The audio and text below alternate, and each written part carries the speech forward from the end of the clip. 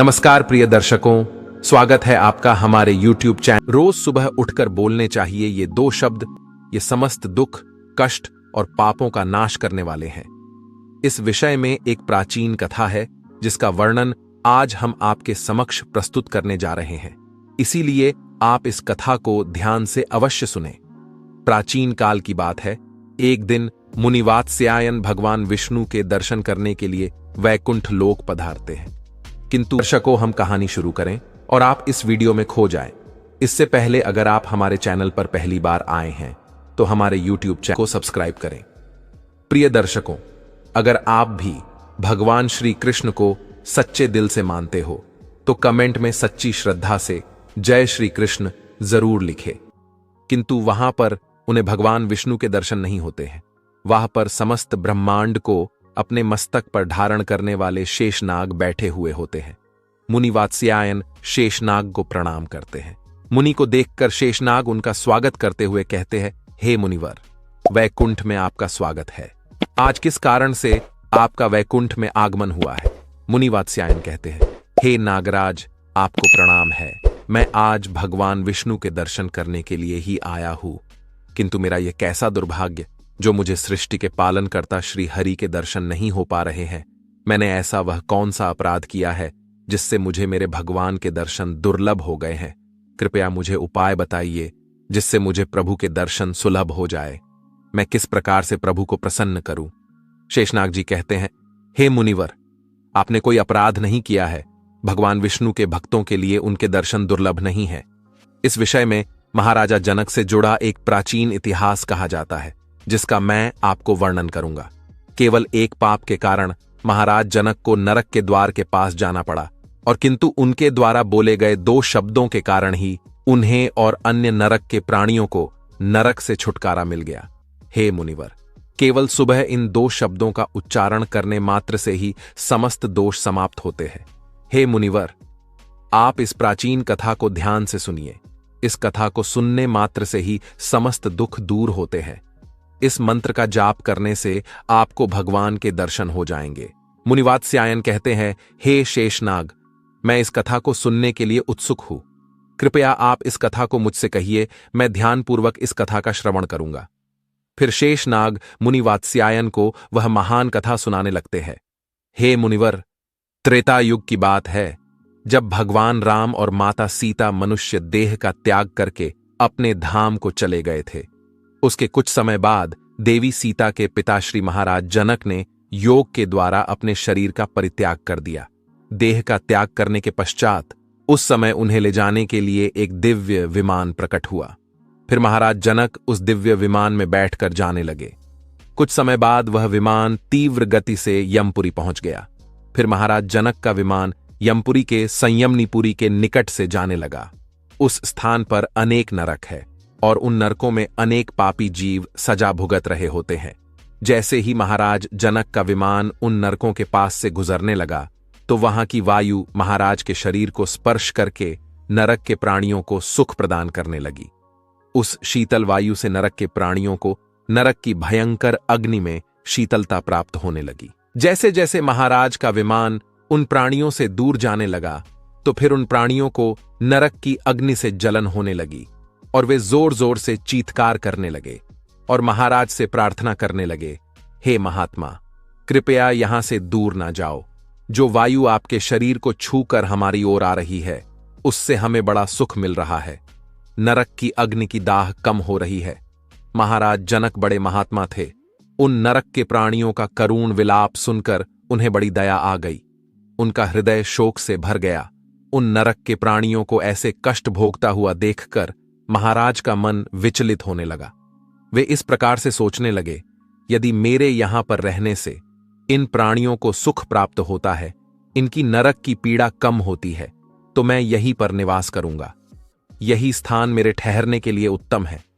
इतना सोचकर महाराज जनक उन प्राणियों को सुख प्रदान करने के लिए नरक के द्वार के पास ही रुक गए।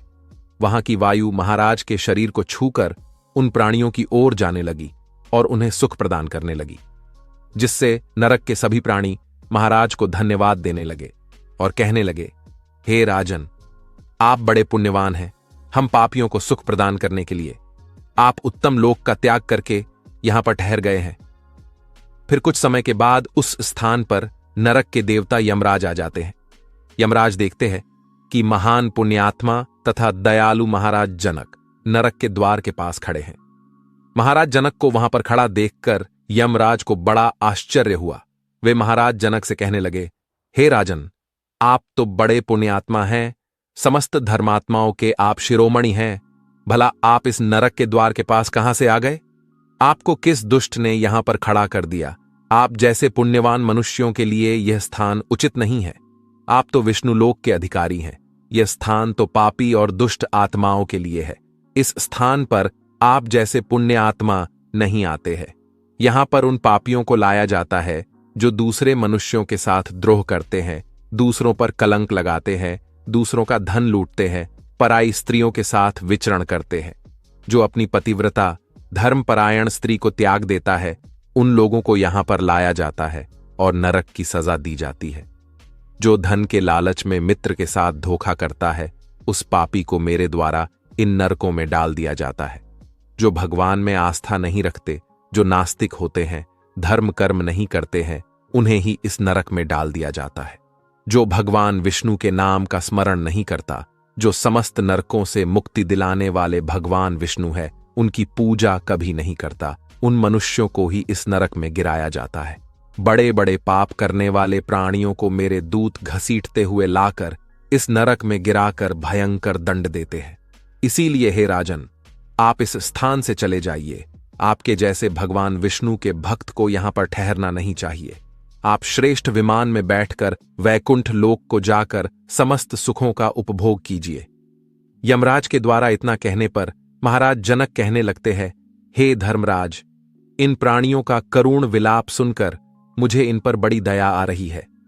मेरे शरीर से स्पर्श करके जो वायु इनकी ओर जा रही है, वह इन्हें सुख प्रदान कर रही है। इसीलिए मैं इन प्राणियों को ऐसे कष्ट में छोड़कर नहीं जा सकता। यदि आप नरक में पड़े इन प्राणियों को छोड़ दें तो मैं यहां से चला जाऊंगा। फिर यमराज कहने लगते हैं, हे राजन, देखिए, आपके सामने ये जो पापी खड़ा है, इसने अपने मित्र की पत्नी के साथ अत्याचार किया है, जो इसे अपना भाई मानती थी। इसीलिए मैंने इसे 1000 वर्ष के लिए इस नरक में डाल दिया है। सजा भुगतने के बाद इसे सूअर के जन्म में डाल दिया जाएगा। ये जो दूसरा पापी आपके सामने खड़ा है, इसने बलपूर्वक पराई स्त्रियों को आलिंगन दिया है। इसीलिए इसे 100 वर्षों के लिए इस रौरव नाम के नरक में डाला गया है। और उसके पास ये जो तीसरा पापी खड़ा है, ये बड़ा ही नीच है। इसने दूसरों का धन चुराया है। इसीलिए इसके दोनों हाथ काटकर इसे नरक में पकाया जा रहा है।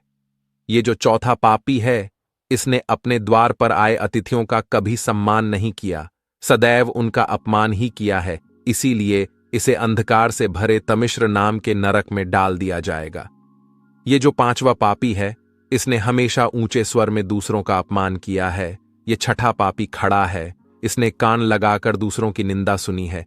इसीलिए इन दोनों को भी 100 वर्षों के लिए नरक में डाला गया है। ये जो स्त्री है, इसने कभी अपने पति का सम्मान नहीं किया, सदैव अपने पति का अपमान ही किया है। इसी कारण से इसे भी नरक में कष्ट भोगने पड़ रहे हैं। ये जो दूसरी स्त्री है, इसने व्यभिचार किया है, अपने गुणवान पति को छोड़कर दूसरे पुरुष के साथ भोग विलास किया है। ये जो अन्य स्त्रियां हैं, इन्होंने भी भांति भांति प्रकार के पाप कर्म किए हैं। इन्होंने दूसरों को बासी अन्न खिलाया है, द्वार पर आई गायों को मारकर भगाया है, कभी तुलसी की पूजा नहीं की है। इसीलिए इन्हें भी नरक में कष्ट भोगने पड़ रहे हैं। इस प्रकार से यमराज ने अनेक पापियों की ओर इशारा करते हुए उनके पापों का वर्णन किया और फिर महाराज से कहने लगे, हे राजन, ये सभी पापी लोग अपने कर्म बंधन से बंधे हुए हैं। इनको इनके पाप कर्मों की सजा ही मिल रही है। जब इनकी सजा की अवधि पूर्ण हो जाएगी, तभी मैं इन्हें यहां से मुक्त करूंगा। आप इनके लिए कुछ नहीं कर सकते, इसीलिए आप शीघ्रता से यहां से दूर चले जाइए। फिर महाराज जनक कहने लगे, हे धर्मराज, मैं भगवान विष्णु का परम भक्त हूं। मुझसे इन प्राणियों का दुख देखा नहीं जा रहा है। कृपया आप इन प्राणियों की मुक्ति के लिए उपाय बताइए। यमराज कहने लगते हैं, हे राजन, इन पापियों ने भगवान विष्णु की कभी आराधना नहीं की है, फिर इन पापियों को नरक से कैसे छुटकारा मिल सकता है? एक बार नरक में गिरने के बाद ये सभी पापी जीव अपने मुख से भगवान विष्णु का नाम भी स्मरण नहीं कर सकते। किंतु यदि आप आपके द्वारा किए गए पुण्य इन प्राणियों को प्रदान करते हैं तो इनकी मुक्ति हो सकती है। केवल यह एक ही उपाय है जिससे इन प्राणियों को नरक से छुटकारा मिल सकता है। फिर महाराज जनक कहते हैं, हे धर्मराज, कृपया आप ही बताइए मैं अपना कौन सा पुण्य इन प्राणियों को प्रदान करूं जिससे इन प्राणियों को नरक से छुटकारा मिलेगा। यमराज कहते हैं, हे राजन, एक दिन आपने ब्रह्म मुहूर्त में जागकर भगवान श्री राम का स्मरण किया था। उस दिन आपने राम नाम का जाप किया था। उसी का पुण्य आप इन प्राणियों को प्रदान कीजिए जिससे इनका नरक से उद्धार हो जाएगा। हे राजन, राम नाम की महिमा बहुत बड़ी है। जो भी मनुष्य सुबह जागने के बाद राम नाम का जाप करता है उसके समस्त दोष समाप्त होते हैं। भगवान विष्णु के सहस्र नामों के जाप के समान फल केवल राम नाम का जाप करने से ही प्राप्त होता है। फिर महाराज जनक ने अपने जीवन भर किए हुए राम नाम के जप का पुण्य उन नरक में यातना भोग रहे पापियों को दे डाला, जिससे नरक के समस्त पापी जन तुरंत ही उस स्थान से मुक्त हो गए और दिव्य शरीर धारण करके उत्तम लोकों को जाते हुए महाराज से कहने लगे, हे राजन, आपकी कृपा से हम सभी पापी जन एक ही क्षण में इस दुखदाई नरक से छुटकारा पा गए हैं। अब हम सभी परम धाम को जा रहे हैं। आपका कोटि कोटि धन्यवाद है। उन नरक के प्राणियों को दिव्य शरीर धारण करके मुक्ति प्राप्त करता हुआ देखकर महाराज जनक को बड़ा आनंद हुआ। वे सभी नरक के जीव महाराज जनक की प्रशंसा करते हुए दिव्य लोक को चले गए। उन प्राणियों के चले जाने के बाद महाराज जनक के मन में एक शंका उत्पन्न हुई और वे यमराज से कहने लगे, हे धर्मराज, अभी इसी क्षण मेरे मन में एक शंका निर्माण हो गई है। कृपया आप मेरी इस शंका का निवारण कीजिए। यमराज कहते हैं, हे राजन, आपके मन में जो भी शंका हो निसंकोच होकर पूछिए। फिर महाराज जनक कहने लगते हैं, हे धर्मराज, आपने कहा था कि पाप करने वाले मनुष्य ही आपके इस नरक के द्वार पर आते हैं, धर्म कर्म करने वाले लोग यहां पर नहीं आते हैं। तो फिर हे धर्मराज, किस पाप के कारण मेरा इस स्थान पर आगमन हुआ है? इसीलिए कृपया आप मुझे मेरे पाप के बारे में बताइए। मैंने ऐसा कौन सा पाप किया था जो मेरा इस नरक के द्वार के पास आना हुआ? फिर धर्मराज कहने लगते हैं, हे राजन, आपका पुण्य बहुत बड़ा है। इस पृथ्वी पर आपके समान पुण्यवान कोई और नहीं है, किंतु आपके द्वारा अनजाने में ही एक पाप हो गया था। उसी पाप के कारण आपको इस नरक के द्वार के दर्शन करने पड़े हैं। एक समय की बात है, आप रथ में बैठकर वन के मार्ग से गुजर रहे थे। वहां पर एक गाय वन में चर रही थी। आपका रथ उस गाय के सामने चला गया, जिस कारण से आपके द्वारा अनजाने में ही उस गाय के चरने में रुकावट निर्माण हो गई थी। इसी एक पाप के कारण आपको नरक के द्वार के दर्शन करने पड़े। मनुष्य को गायों को कभी सताना नहीं चाहिए। गायों को कष्ट देने वालों को भयंकर नरक में डाल दिया जाता है। किंतु आप बड़े पुण्यवान हैं, आपने अनेक गायों की सेवा की है। आपके द्वारा अनजाने में यह पाप हुआ था, इसीलिए ही आपका इस नरक के द्वार के पास आगमन हुआ है। किंतु हे राजन, इस समय आपको उस पाप से छुटकारा मिल गया है। इसीलिए आप अब अपने विमान पर बैठकर शीघ्र ही परम धाम की ओर प्रस्थान कीजिए। फिर महाराज जनक यमराज को प्रणाम करके उस दिव्य विमान पर बैठकर वैकुंठ लोक को जाने लगे। शेषनाग कहते हैं, हे मुनिवर, इस प्रकार से महाराज जनक के द्वारा प्रातः काल में राम नाम का जाप करके जो पुण्य अर्जित हुआ था, उसी पुण्य के कारण नरक के प्राणियों को छुटकारा मिल गया था। इसीलिए मनुष्य को नित्य सुबह उठकर यह 2 शब्द बोलने चाहिए। जो मनुष्य सुबह सुबह राम नाम का जाप करता है उसके समस्त दोष नष्ट होते हैं, उसकी कभी दुर्गति नहीं होती है। साथ ही मनुष्य को गाय को कभी कष्ट नहीं देना चाहिए। जो गायों को कष्ट देता है, उनका भोजन चुराता है, गायों को पानी पीने के लिए बनाई हुई बावली को तोड़ता है, भूखी गायों को दुर्लक्ष्य करता है, गायों का रक्षण नहीं करता, गायों को भोजन नहीं खिलाता, उसे नरक में ही गिराया जाता है। फिर मुनि वात्स्यायन कहते हैं, हे शेषनाग, आपका धन्यवाद है। जो आपने राम नाम की महिमा का गुणगान किया है, इससे मैं अत्यंत संतुष्ट हो गया हूं। फिर मुनि वात्स्यायन ने अपने आश्रम में जाकर नित्य सुबह जागकर राम नाम का जाप किया और भगवान श्री राम का स्मरण करने लगे। फिर एक दिन साक्षात भगवान विष्णु उनसे मिलने के लिए उनके आश्रम पर पधारे और उन्हें दर्शन देकर कहने लगते हैं, हे मुनिवर, मैं आपकी भक्ति से अत्यंत प्रसन्न हूं। अब आप इस दिव्य विमान में बैठकर वैकुंठ लोक को चलिए और चिरकाल तक वहां पर मेरे साथ निवास कीजिए। फिर मुनि वात्स्यायन दिव्य विमान में बैठकर वैकुंठ लोक को चले जाते हैं। तो दोस्तों, इस प्रकार से मनुष्य को रोज सुबह उठने के तुरंत बाद राम नाम का जाप करना चाहिए, भगवान श्री राम का स्मरण करना चाहिए। इससे उसके जन्म जन्मों के पाप नष्ट हो जाते हैं। आपको यह कथा कैसी लगी, कमेंट करके अवश्य बताइए।